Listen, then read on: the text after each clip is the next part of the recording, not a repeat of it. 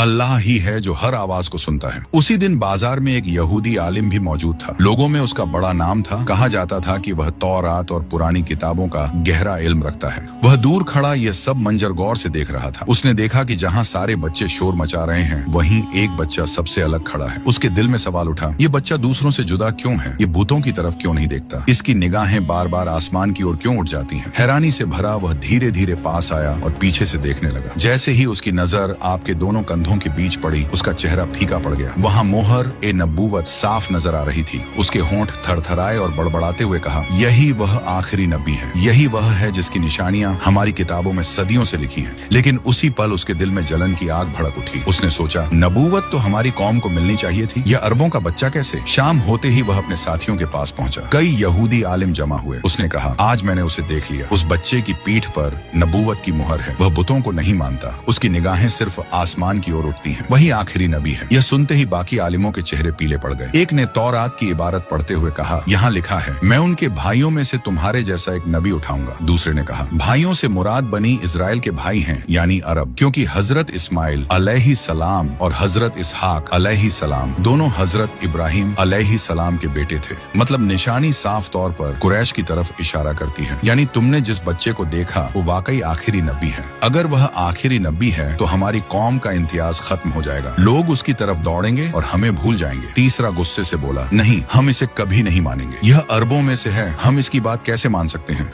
उनकी आवाजों में हसद, डर और जलन साफ झलक रही थी। मक्का की वादी में उस दिन अजीब सा सन्नाटा पसर गया था। सूरज की रोशनी तो फैली थी, मगर दिलों पर अंधेरा उतर आया था। उधर कुरैश के सरदार, काबा की चाबी के अमीन, सब कबीलों में इज्जत रखने वाले बुजुर्ग हजरत अब्दुल मुत्तलिब बिस्तर इमर्ज पर थे। बड़े बड़े सरदार उनकी चारपाई के पास बैठे थे। उनकी सफेद दाढ़ी सीने पर फैली थी और आंखों में अब भी नूर चमक रहा था। मगर सब जानते थे कि वह साया अब उठने वाला है। उनकी निगाहों के सामने बार बार एक नन्हा बच्चा घूम रहा था, वही जो उनके दिल का चैन और सुकून था। आगे की